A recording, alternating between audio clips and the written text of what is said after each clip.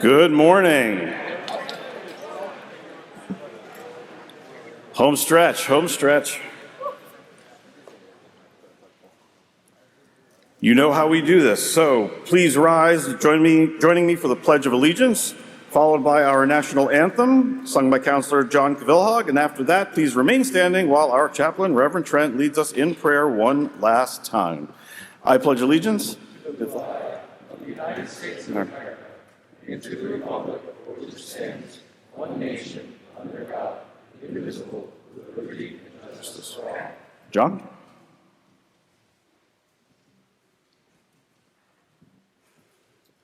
Oh, say, can you see by the dawn's early light what so proudly we hailed at the twilight's last gleaming, whose broad stripes and bright stars through the perilous fight o'er the ramparts we watched were so gallantly streaming, and the rocket's red glare, the bombs bursting in air, gave proof through the night that our flag was still there. Oh, say, does that star-spangled banner yet wave o'er the land of the free and the home of the brave? Reverend Trent.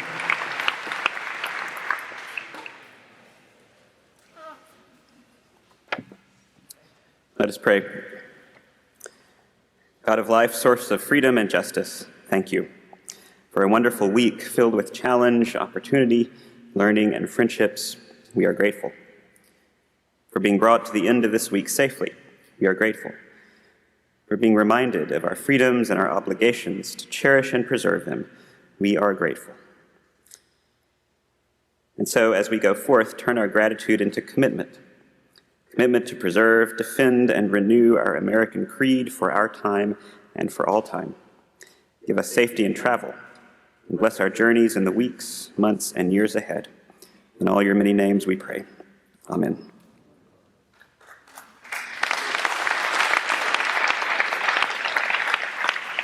Thank you. You may be seated. And so many people come and go off the stage throughout the program, and I know y'all are tired. It's the end of the week. You just want to get through this and start packing and get on with the weekend and back to your lives. But you hear it throughout the week. So many people do so much, and sometimes it's just little moments like that. You know, things that look effortless, I've learned the older I get, take a ton of effort. It takes a lot more work to make something look effortless than not. So one more time for John Cavilhog, who got us our music for at least 3 times. Beautiful solo.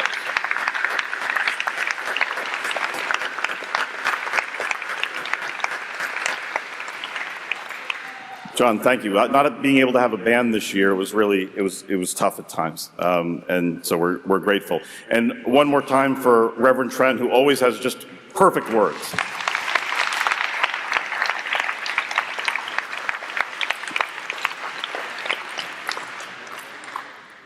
We have announcements. We have one more special speaker for you, and then a few more announcements, some housekeeping, some just kind of cool stuff. And then we will begin to wrap and tell you how the truly final stretch will work. So just be patient, guys.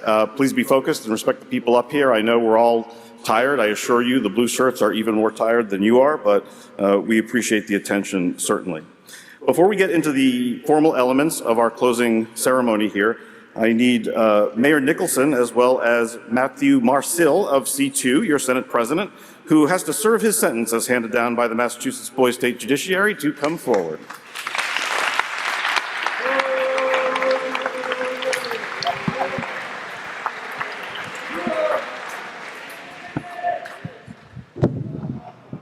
I'm a victim of the system.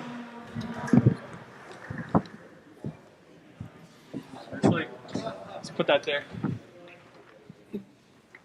So just go ahead. Hello, everybody.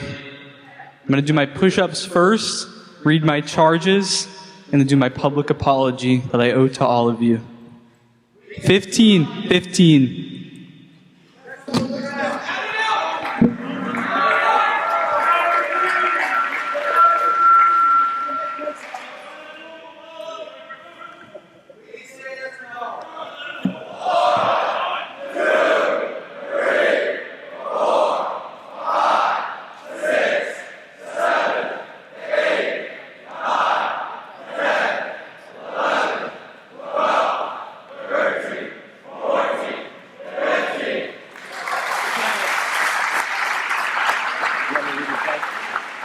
Yes, you can read them. Senate President Marcel, you were found guilty in Boise State Court on the charges as follows. During dinner time, Senate President Matthew Marcel loudly shouted his pride at bribing fellow members of the Senate, saying the following: "I'm bribing this guy with land and money. Jesus, I love corruption."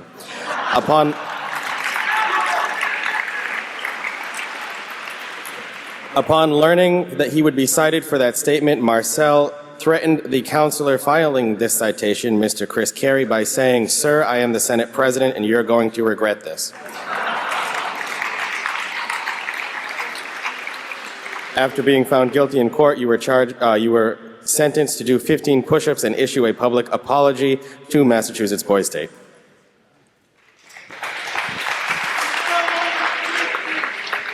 So I'd like to say a few words. I've made some mistakes, and to all of you, I just want to say that I need to give a sincere and true apology to absolutely nobody. I am a victim of an unjust system.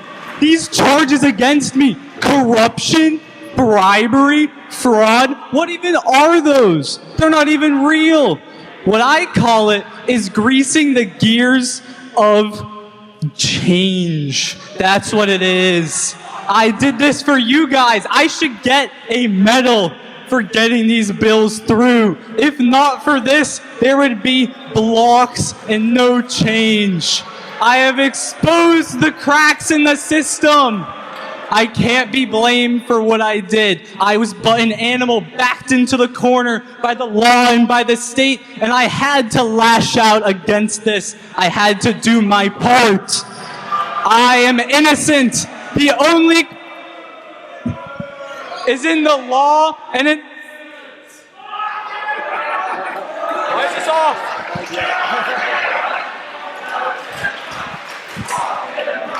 I would like to say one more thing.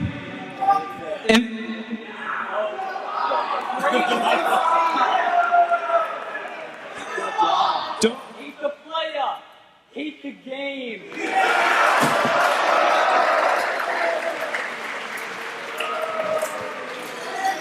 Well, oh, wait a minute. Mayor Nicholson has something to say before we consider that the status of the Senate President's sentence.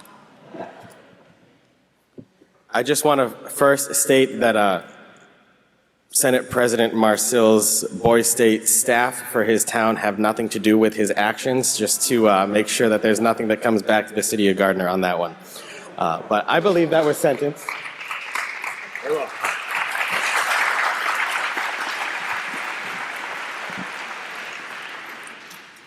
I told you we like to learn and have some fun when we were at the beginning of the week, so I'm glad we were able to laugh again before we get into the substance here. All of you have met Chairman Avis earlier in the week.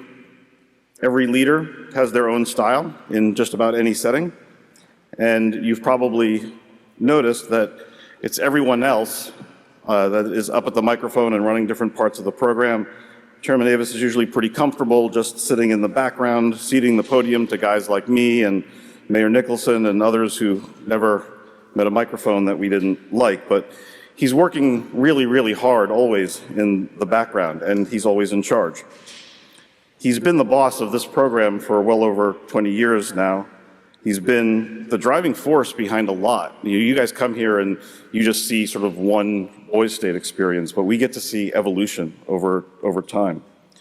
And he's been the driving force behind the partial integration of Boys and Girls State here in Massachusetts, the first state to do that. He's modeled an openness and a personal growth mindset that has enabled a more welcoming and inclusive program for students and staff, and I think by extension, to some degree, empowered both to do and be their best selves. He's carried us through a relationship with our host campus, Stonehill College, that's been of tremendous mutual benefit for a quarter century, and it's, with the exception of, I think, of a couple of sentences and final things that need to get done, it looks like we may actually be here another 5 years until 2026, which is incredible. He's also the guy that other Boys and Girls State leaders from all over the country call for advice on how to accelerate evolution in their programs. I think in the Legion National Office in Indianapolis, there's like an index card that just says, call Mark Avis up in Massachusetts, he's done this already. And for real, he gets these calls all the time about different things that we've already done here when other states are trying to figure out what to do.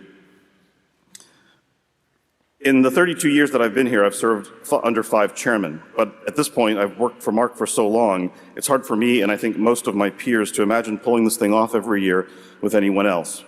And he's also proven a remarkably patient and supportive friend, both when we've deserved it and maybe even sometimes when we haven't.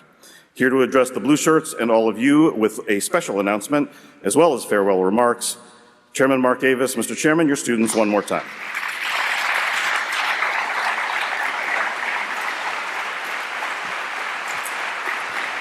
Thank you, John.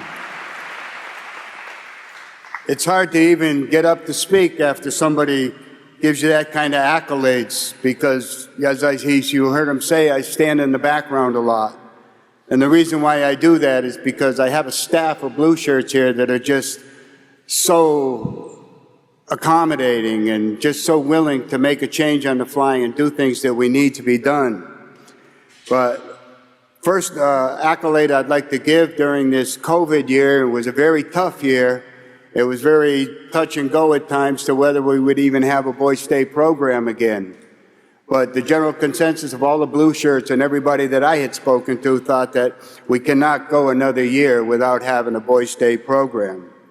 So that's when I began to work with our Director of Academics, James Fletcher, who then reached out to our supporting staff of blue shirts who do the work in the background 24/7, 365 days a year for us to make this program what it is so that I can stand here before you and say thank you for coming. But James has done the job, and I want to thank James. In the future, James is now the president of our Boys State Foundation, and he's going to spend most of his time as well as a counselor here with Boys State, but he's going to concentrate more on the foundation and ways that we can raise money to get more money in the coffers so that we can get more boys in the seats. Because we want to grow our program, we want to grow our Girls State program so that we can become or stay the best program in the country. So with that, I want to say thank you for all you've done for the program, James.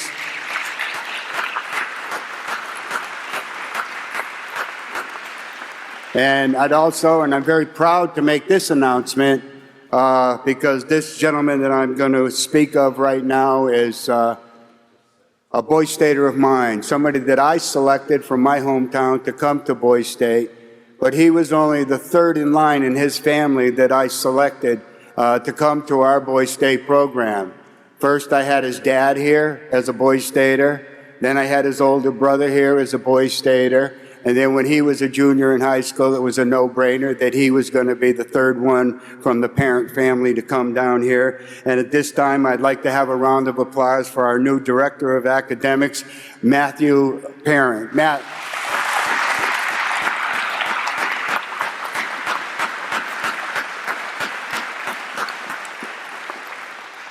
We're all here to help Matt move along, but we took a lot of suggestions, and we got a lot of suggestions from you young men out there how to improve our program, what we can make better, what we can get rid of, and just things that we need to tweak. So the next 365 days moving forward into our next Boys State program, these gentlemen to this afternoon when we leave this program, they'll begin to work on next year's program. So we're already looking for people that are going to fill your seats. We need you as to be our ambassadors when you go out back to your local high schools or you see a young man on the street that you know is a good person or a good fit for this program, we want you to talk to them and we want you to tell them what you took away from this program. I haven't met you all out there, and I've met some of you. Some of you I like to signal out because I just like your savviness and the way you move around. So I personally introduce myself to you and everything. But I do watch all of you throughout the week. You may not see me. I blend in with the blue shirts. The only way you probably know me is because of my gray hair and everything. But I'm always watching and I'm always looking, and we're always looking for next year's counselors. Being shy a year, we need more junior counselors to come on board. So we've asked for some of your counselors to give us some recommendations. But if any of you, will send an exit poll to you and it'll come out. And if anybody down the line wants to come on, please let us know and we'll be interviewed. And hopefully, if we need, we can go on and move and grow our program with our counselors, because we always have to backfill what's going on and everything. But again, I say, I want you to be our ambassadors going forward. I want you to take what you learned at this program. You are all great and good citizens, but most of all, you're all wonderful Americans. And remember that. We all live in the same pod with the same ideals and the same goals in life. So from me to you, I want to thank you for attending the Massachusetts Boys State 2021. I know the program's going to go on a little longer, but I just want to welcome you into the alumni class of the American Legion Boys State program, class of 2021. Thank you very much.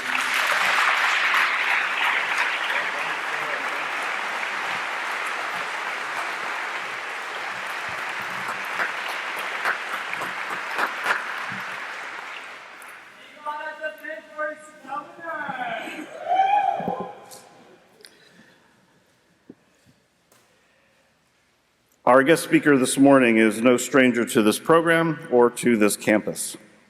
Captain Samuel Bath is the squadron commander of the Massachusetts Air National Guard, 104th Security Forces. He grew up just down the road from here, attended Boys State in, I think, 2002, and enlisted in the Massachusetts Army National Guard in 2005. He was commissioned as a MP Military Police Second Lieutenant in 2007 and graduated from Stonehill College here the same weekend. Later, he served as a platoon leader in Anbar Province in Iraq, an XO or executive officer in Qatar, among countless other assignments. In a move that you really don't see all that often, he switched over to the Air Force and took command of the 104th Squadron around the same time around the same time as the COVID shutdown. And when I talked to him 3 weeks ago, I think he said it was day two on the job that happened, changing certainly what he imagined his command to look like. Captain Bath has overseen over a dozen domestic activations, responding to tornadoes, to civil unrest, COVID assistance, and just, I think, a few weeks ago, finished his MBA at UMass Dartmouth. So congratulations on that. Having one of those myself, I know what it takes. He's married to another service member, Major Kimberly Perazzo, Massachusetts Army National Guard.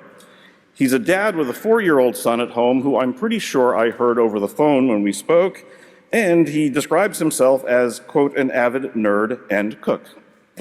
Let's welcome Captain Bath home to Boys State and here to Stonehill.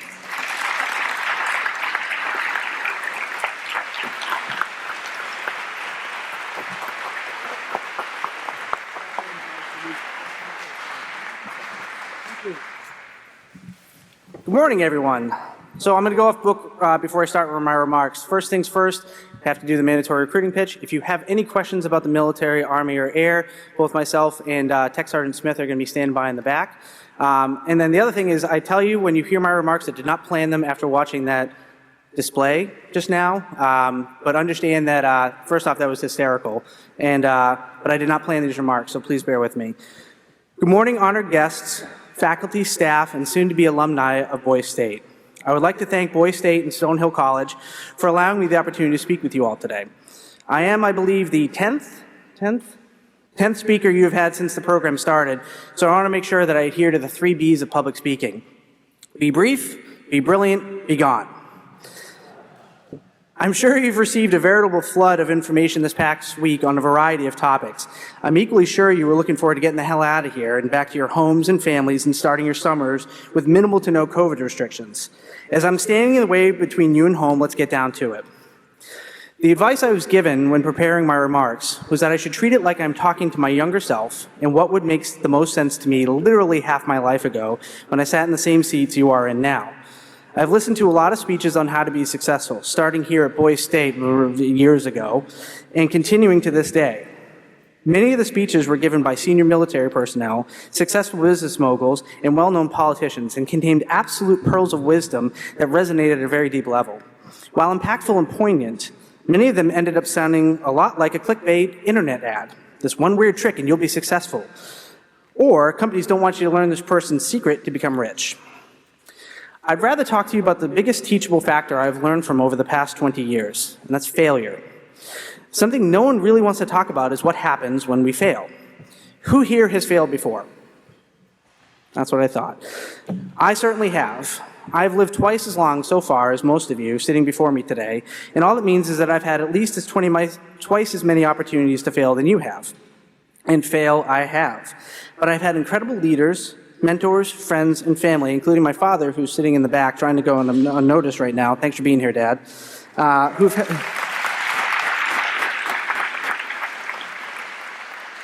Who've helped me put these failures and failings into perspective. Here are 7 lessons that I have learned the hard way and what to take away from them. Number 1, don't be a jerk. Of course, you can put any negative term in there at the end of that statement, but they all add up to the same thing.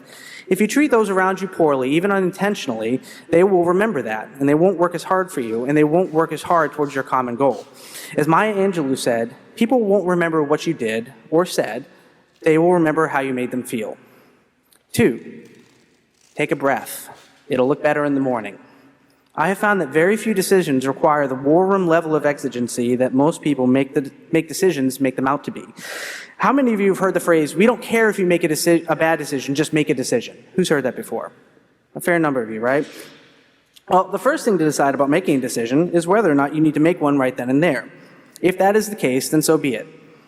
But if it's not, then stop and talk about it. Even better, sleep on it after you've talked about it. We all tend to rush to a decision prematurely, but taking the time to fully weigh it out, achieve buy-in, and move forward is an invaluable tool, and I highly recommend it. 3, pick a topic and be an expert. I did not spring fully formed into being as the mature, well-fed leader you see before you today. There were many times where I simply did not know what I was being asked to do. The first time I served as a battle captain, and let me tell you, it sounds a lot cooler than it actually is. I was about as lost as you can imagine someone being. I was fresh off my second deployment, had excellent ratings, and had just been promoted. I was supremely confident in my abilities, and that confidence lasted all of about 8 seconds when confronted with something that I had no idea how to do. Luckily, some other officers took pity on me and showed me not only what I needed to do to finish the exercise with my sanity intact, but also where to go to learn more about it. I was at that stage where I did not even know what I didn't know, and it was an uncomfortable feeling. Who's been there before? Yeah. Because those other folks were smart enough to know that and kind enough to help me out, I took the opportunity to learn more about my job. I dove into military doctrine and waded through it with the dignity of one who's lost all his clothes gambling and now has to walk home naked. By the time the next exercise came up a year or so later, I was in a much better position to do my job and was able to help some newer members out of the team the same way. However, not everyone was either kind enough or self-aware enough to know that they needed help, which brings us to our next lesson. 4, everyone will disappoint you at some point, and that's okay. It's true, and it's probably a controversial opinion. It most likely will not be a big thing or even something that you remember past the moment, but everyone you know will fail to live up to your expectations. You will fail to live up to someone else's expectations. When it happens to you, whether it's a big earth-shattering betrayal or someone canceling plans on you last minute for something small and inconsequential, the temptation will be to be angry or sad or some other negative emotion. I'm telling you that is normal, but I'm also telling you to get past it. It does no good to dwell on people's past mistakes, or your own for that matter. 5, you will learn more from bad experiences, or just as much from bad experiences and bad leaders as you will from good ones. You've probably already experienced something like this. You're doing an assignment or you're working on a project for somebody else, and they violate the first thing we talked about today, and they were a jerk. They probably made you feel stupid or that your opinion doesn't matter. Perhaps they acted selfishly and put all the work on you and then took credit for it. One of the best examples of this is when you're trying to take care of someone who has an issue, and the person who can help says something along the lines of, well, I had to go through the same thing as them, so they can just deal with it. Who's seen that before? Yeah. I know we're kind of digging deep into these ones, but trust me, you will experience this at some point. I had to deal with that. It shouldn't be a problem. They can just suck it up. Well, I will tell you that the takeaway from that is that you should not tell them to suck it up. It took people smarter than me to put it into perspective that you don't passively accept that answer and that you keep working the problem until it's fixed, especially if you're helping somebody else. 6, take a stand and stick to it. It's an uncomfortable position to be in when you're taking a stand against an easy wrong. I'm telling you now, what I believe makes a good leader and a good person is their willingness to stand up and charge into the unknown to defend what they believe is right, unless it's corruption. You'll run the risk of being labeled a naysayer, cowardly, or any other number of names. But if you have the ability to do the right thing and you don't, have fun looking in the mirror from that day on. 7, and this is probably the most important one, failure is an option. My job is ensuring the security of combat aircraft and the people who make them fly. We have a no-fail mission, but that doesn't mean zero defect. What we've talked about today is what to do with failure. Every single one of these lessons we've talked about is something that I have personally bungled. Every single one of them. Don't forget that. I hope they made me a better person and leader, but that remains to be seen. If we never push ourselves to the point of failure, we will never learn about ourselves and what we need to be better at. I'll leave you with a story about the Zen Master and the little boy. There's a little boy, and on his 14th birthday, he gets a horse. And everyone in the village says, how wonderful. The Zen Master says, we'll see. One day, the boy is riding his horse and gets thrown off and breaks his leg. And everyone in the village says, how terrible. And Zen Master says, we'll see. Then a war breaks out, and all of the young men have to go off and fight, except the boy can't because of his leg, and all the villagers say, how wonderful. And the Zen Master says, that's audience participation, I like it. Nothing we do doesn't have consequences. We just can't see what they are right away. Failure is a lot like that. Something that seems earth-shattering and life-ending in the moment can end up being the best lesson you'll ever get. Thank you for your time, and now get out of here and fail.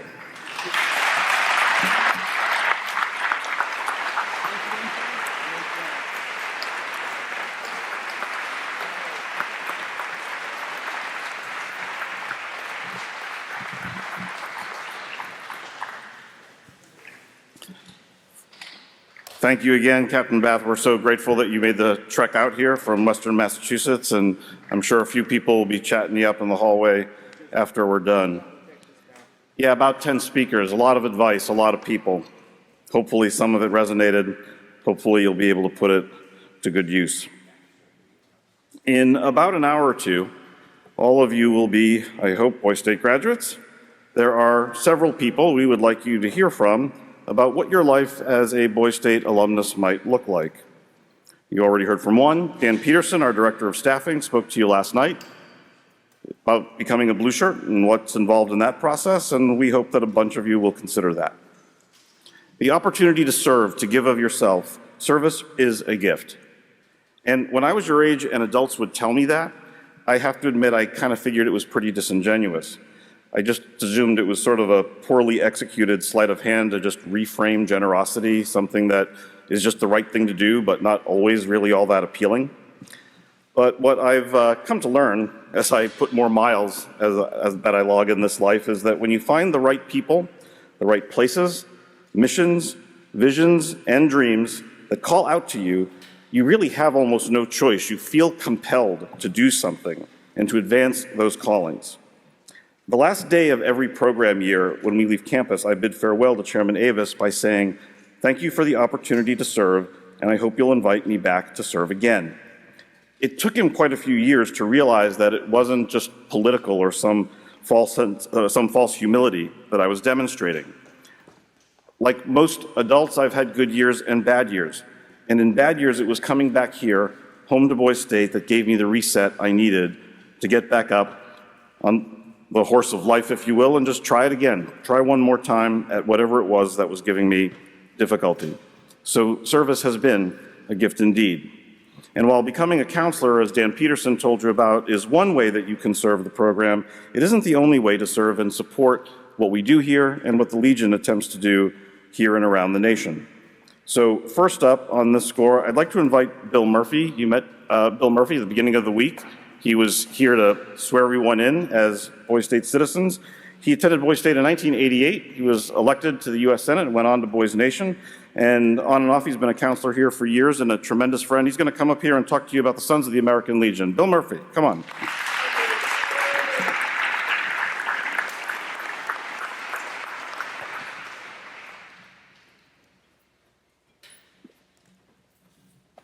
Thank you, JB.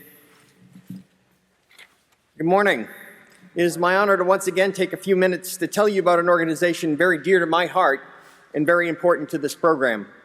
That organization is the Sons of the American Legion. We're an organization made up of nearly 400,000 members nationwide, both young and old, and from all walks of life. But we share the same things in common: the love of our country, our care for the veterans and the children of our communities, and by our own membership, the honor that we render to the legacy of our father, our mothers, our grandfathers, or grandmothers' service to our country when they answered our nation's call. As the Sons of the American Legion members, we sponsor teams of American Legion baseball. We sponsor students to both Boise State and Girls State. We sponsor oratorical contest participants and cadets to the state police law enforcement training programs, among others. We help sponsor food drives for those people in need across our cities and towns.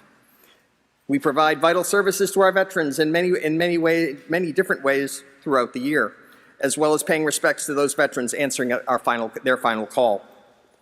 And as we show our support of the spirit of Americanism by participating in patriotic events, as well as those events that honor the veterans throughout the year. But in this time of this pandemic, thousands of people across this country, young and old, have reached out to help their communities. Many of them are members of the American Legion family. So today I ask you to consider joining our family to help grow our programs, as well as expanding our outreach across Massachusetts. And at the same time, to take advantage of the benefits of the programs of the American Legion family, not to mention potential scholarships in significant form.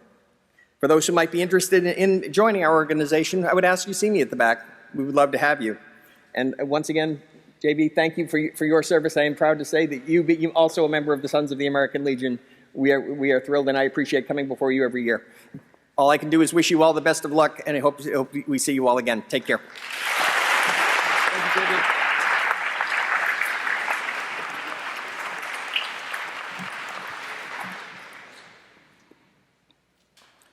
My first year as a counselor, it's had a few different iterations officially and legally, but my very first year as a counselor in 1990, all the blue shirts, actually it was on Friday, it was the end of the week, and I think it may have been during the closing ceremony. We were looking at the program and the future of the program, realizing that at least at that time, most of the Legionnaires that worked with us and served not only as, in the chairman's role, but in those days we still had counselors who were World War II veterans. I mean, they were slowing down at that point, but these were, for many of us who have gray hair and dad bods, they were our mentors at that time. But we also knew that the Legion membership at the time was shrinking. We couldn't anticipate the conflicts that were to come, but a few people that are in the room probably remember. I know Dave Stillers, you were there, and there were a couple of other folks, Tom Bedard, I know you were there. But we were having a conversation in sort of the lobby area outside the field house about wanting to make sure, as alumni of the program, given how much we got out of it, that it would endure no matter what, that we would be a support system more formally for the Legion in our own way, to make sure that the experiences we had could continue in perpetuity. So we, at that time, founded an alumni foundation, and that its mission and purpose has evolved a little bit over time. Certainly now it is a co-ed organization and nonprofit that augments what the Legion does with regard to Boise State. And about 20 years ago, so about 10 years in as a staff member, I got the opportunity to serve as president of the foundation, and it was just a tremendous amount of work. And the guy that I'm about to invite up is just starting, really, in some ways, his tenure in that role that I took on all those years ago. And I know Chairman Davis mentioned him a minute ago, but he's done a lot of work to keep our academic program moving, especially through the last couple of years, and probably one of the half a dozen people who, outside of my marriage, I just spend a tremendous amount of time on the phone with, and somehow he continues to put up with me. So with that, let's hear it for our buddy James Fletcher, who's going to talk to you about the foundation.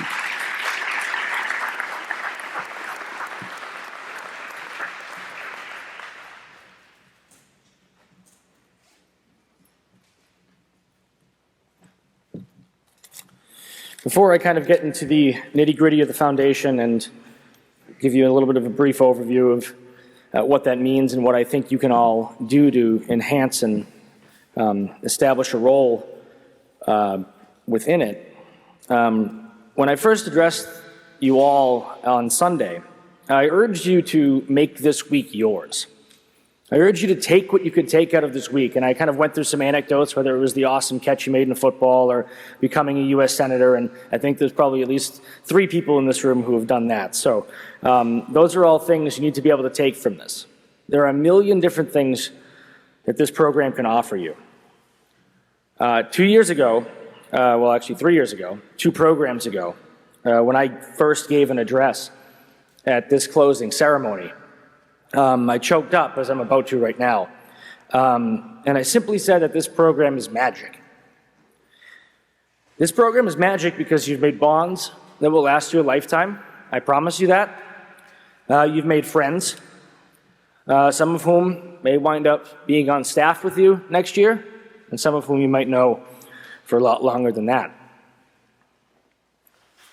All I ask is that you found lessons that will carry on long after you leave this campus. And I hope you can all sit there and think and find at least one that will. That is the most important part of what we can offer here through Massachusetts Boys State. And if you took something like that away from here, then we all did our jobs. As Mr. Brady and Mr. Avis had mentioned, I am the president of the Massachusetts Boys and Girls State Foundation. The mission there is to enhance our programs financially, organizationally, through a network, and in any other way that we see fit as we evolve as a foundation board. As Mr. Brady said, there have been many iterations of both the program, foundation, and the board itself, and we find different ways every single year to make it the best version of itself. And I'll get that parallel driven on later through. Supporting this foundation and this program directly through it is a sense of civic service. You all came here with an interest or a sense of civic service. And it's not a civic service towards the United States of America, but you are now all part of our family. You are now all part of our community. And your civic service from here on out is to aid this program's growth and sustainability for as long as you see fit or as long as you are able. You can do this in a bunch of different ways, but the number one way is to pay it forward. Tell your friends and siblings, tell your younger classmates at school about the experiences you had here. Use your platforms on social media and otherwise. I spoke about platforms in one of my Gen Ed lectures. Use those platforms to advertise and to pay forward and make sure people pay attention to the experience that you had here on campus this week. You can join our network of recruiting. You'll be asked to do that electronically later on. That helps you recruit not only people to join our programs in the future, but also perhaps supply information to establish a larger alumni database that will help us in our efforts moving on. Even in the future, perhaps be able to donate financially or encourage others to do so in order to help our foundation and our program go. I hope there's something in you that wants to be able to do some of those things. And those aren't the only things that you can do. Those might be just some of the major and obvious ones. But as you become involved and as you become a little bit more mature and a little bit older, long after you leave this campus, you may find a way to enhance the opportunity for that program and that foundation to grow. And I encourage you all to never, ever be shy about giving ideas or reaching out in a way that you think can help us. You do not have to be on the foundation board. You do not have to be on the staff. Anybody here should feel willing to use their voice in order to help our program grow and be sustained.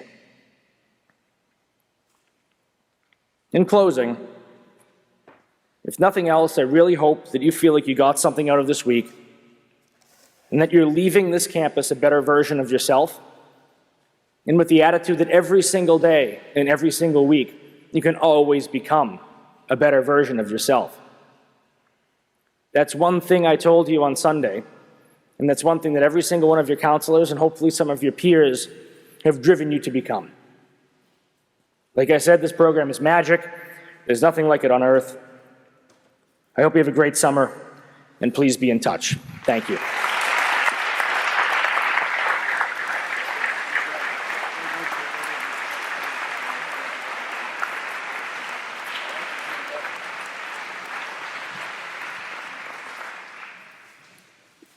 And I don't know if at any point I missed this announcement at some point, or if the announcement was ever made. Fletch is about to take an oath of a different kind when he gets married in about a month to a truly, truly incredible human being. So best wishes from all of us to the happy couple. I don't know, about 15 years ago or thereabouts, someone who served this program for a long time at the closing ceremony said that astronauts call the post-mission journey home re-entry for a reason. Returning to the larger world can feel a little tough on the body and on the psyche coming out of the Boys State bubble. And no two Boys State classes are exactly the same.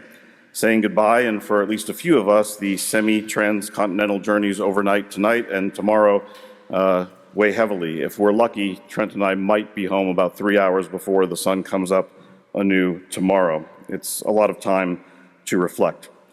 What matters most, of course, is what you have learned this week and what you intend to do now. A few reminders from the voices that you've been hearing from those folks who have graced the stage, the influential, accomplished, and in some cases even powerful people who took time out of their schedules to speak to you. And a few of them every year I just throw in for myself. Register to vote, then actually go to the polls for every single election, including local elections and primaries. It matters. Inform yourself about local and state races, school committee, planning boards, in most states, judges. These people often determine what you pay in taxes, what your kids learn or do not learn in school, what kinds of improvements you can make to your own property. Hopefully, one of the things you've learned this week is how much those offices that we so seldom hear about impact your daily existence. Patriotism and blind nationalism are not the same thing. You can love your nation but question the policies, fitness, or even legitimacy of your leaders. Just because someone writes something online, says it on a TV broadcast, in a book, or any place, doesn't make it true. This goes for people you know, love, and trust. You need to think for yourself. You need to accept that you live in a world of assumptions and that you're blind to most of them. Read things from people you disagree with, especially things you disagree with. We're in a nation at war with itself because people live in ideological echo chambers. You know better, so do better. Listen, really listen and reflect. Kim Carter talked about this yesterday. Don't just stop speaking, waiting only to speak again. Learning to listen actively is a skill. Silence your own thoughts and opinions long enough to hear, and maybe most importantly, to empathize with others. Travel, especially to other nations. Most Americans do not have a passport. Get one and use it.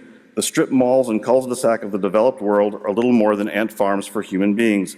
Most of the 7.7 billion people of the world don't live that way, and I'd argue they're better for it. Being comfortable and being safe are not the same thing. Failure, heartache, and simply being wrong are unavoidable if you ever want to experience real success and real highs that don't require substances. Muscle fibers must tear a bit in order to grow. This always applies well beyond your workout at the gym. So take risks. Take them intelligently, take them responsibly, never recklessly, but take them. Being embarrassed, getting rejected, and losing are the only portals to the winner's circle that exist. There aren't any shortcuts. Wrestling with difficult problems is the ticket price to success, learning, and earning. As I said to you when you arrived, you're the product of millennia of evolution. You are not made of glass. So ask that person out. Apply for that job. Climb that next summit. I got double promotions, dated, and even married outside of what I thought was my league because I asked for and pursued what I cared about, even when it terrified me. I got rejected plenty in life. I'm sure I'll get rejected more. But I also heard the word yes plenty, and you can't hear a yes if you're too meek to even respectfully ask the question. Challenge your mind and body until your heart beats its last and you don't need your physical self anymore. Most cancers and cardiovascular ailments in this country are entirely avoidable, the result of thousands of micro decisions you make on a daily basis and keep making. Every sunburn, every cheeseburger, every vape is a deposit on premature aging at best, a life-altering or life-ending illness at worst.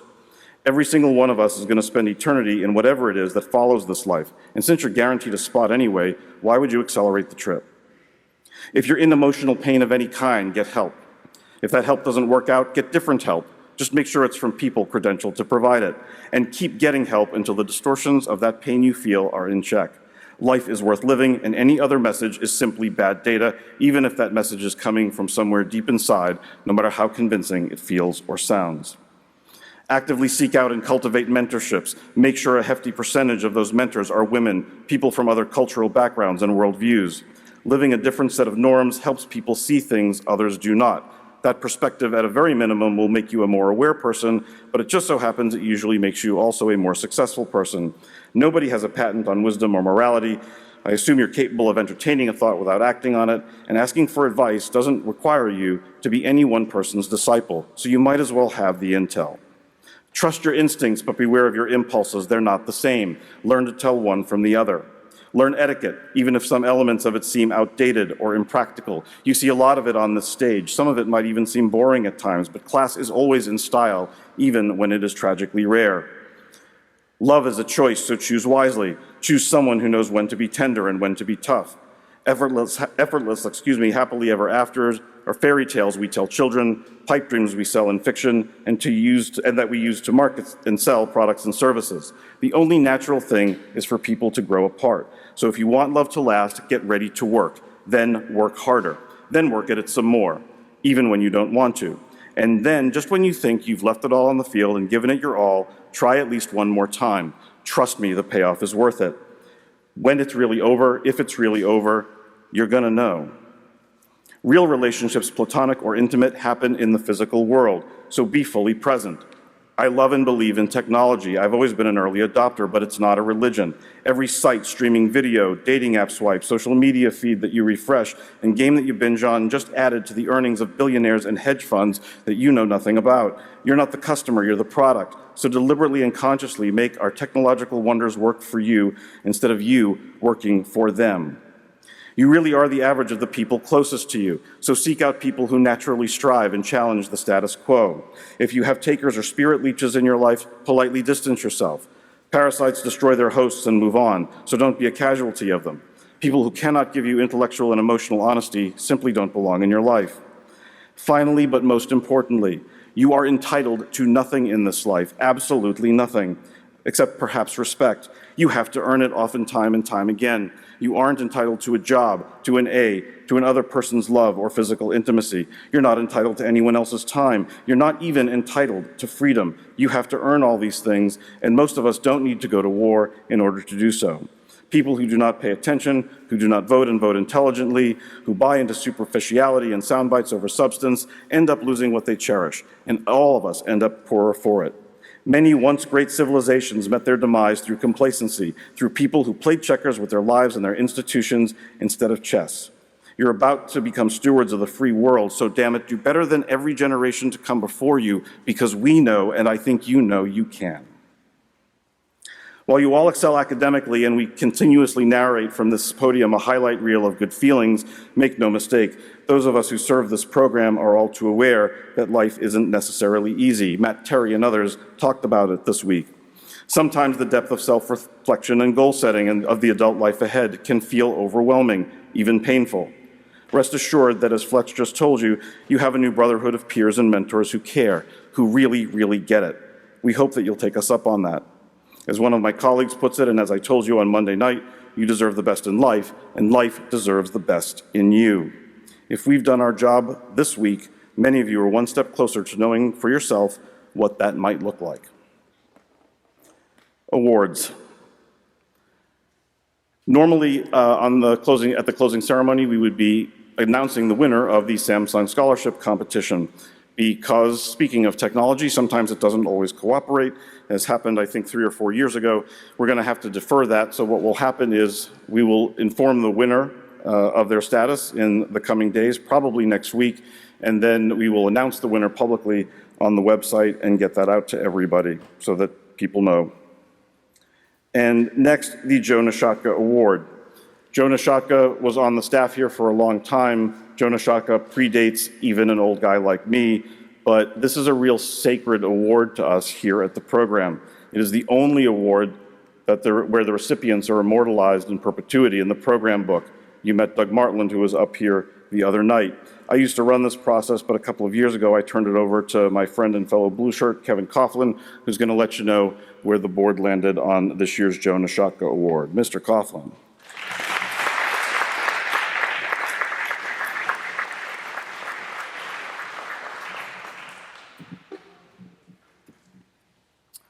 It takes special people to do something special. And as so many of the speakers before me have addressed, this year was special, this year was necessary, and you are part of the reason that this was able to happen. So thank you all.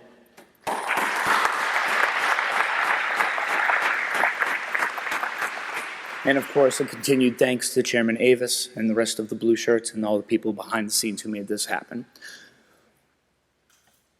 We got a chance to meet some of those special people over the course of the last 2 days. And once again, I want to extend my congratulations to Sam, Gabe, Zek, and the rest of our nominees.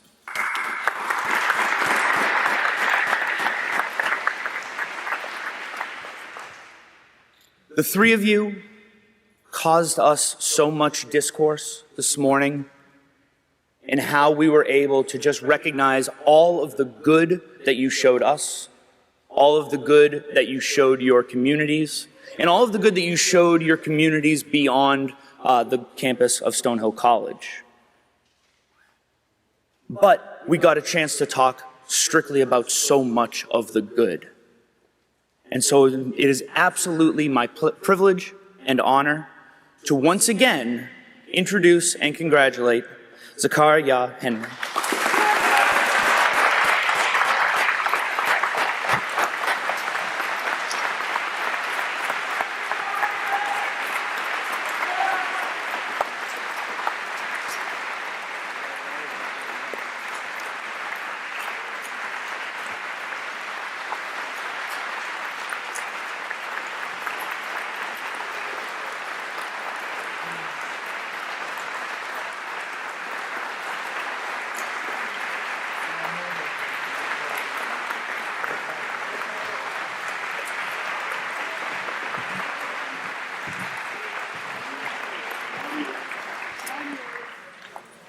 Thank you all, and thank you, and congratulations once again.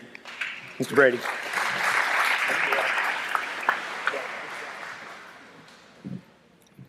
Congratulations. It's such a big deal. We take it so seriously, but, you know, as Kevin alluded, we really struggled this morning. I don't know, over the years, there's probably been like maybe 3 or 4 in the last 20 where we really had a hard time. I think this may have been the hardest. I mean, we were really hair split. It got really difficult. The finalists were just amazing. So Zach, you have incredible company. Congratulations. I don't want to take anything away from you, but really, you guys just so amazing. And thank you for the privilege of the challenge.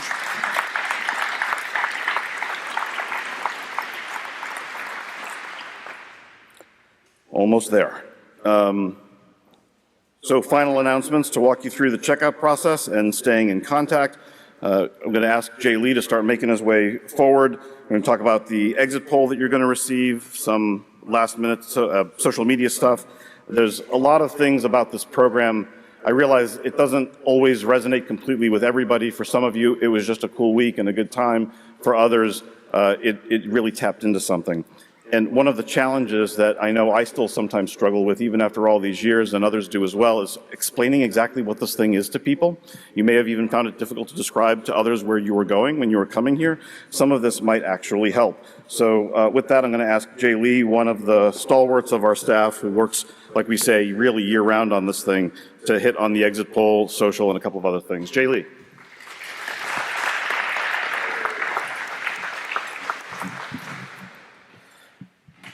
About the exit poll. So we're always looking to improve the program. Always say, like JB said, once we leave here, we're planning for next year. So we're looking for feedbacks and comments on how we can improve the program, what you liked and disliked about the program, so that we can take that into consideration for planning for next year. With that in mind, I just want to announce the exit poll link. It's called exitpoll.maboystate.org. So I'll say it again, exitpoll.maboystate.org. And we will have the exit poll on our website as well for easier access in the coming days. In regards to social media, we've been taking a lot of videos and pictures throughout the week. We are going to be going through all these pictures and videos and making necessary edits, and they will be posted on our website in the coming weeks. And that's all I have.